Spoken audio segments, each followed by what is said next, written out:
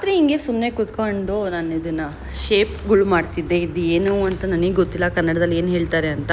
But ಚಿಕ್ಕ ವಯಸ್ಸಲ್ಲಂತೂ ಅಪ್ಪ ತುಂಬಾ ಹಿಂಗೆ ಏನೇನೋ ಜಿಂಕೆ, ಕೋತಿ, ನಾಯಿ ಏನೇನೋ ಮಾಡಿ ತೋರಿಸೋರು.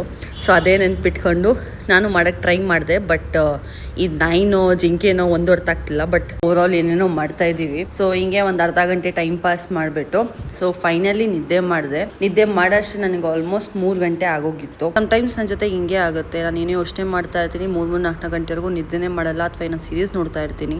ಬೆಳಗ್ಗೆ ಎದ್ದೆ ಒಂದು ಜಿಂಜರ್ ಟೀ ಕುಡಿದ ಮೇಲೆ ಸ್ವಲ್ಪ ನನಗೆ ಫ್ರೆಶ್ ಥರ ಫೀಲ್ ಆಯಿತು. ಮತ್ತು ಧನುಷಾ ಅವ್ರ ಅಣ್ಣ birthday, happy birthday to him.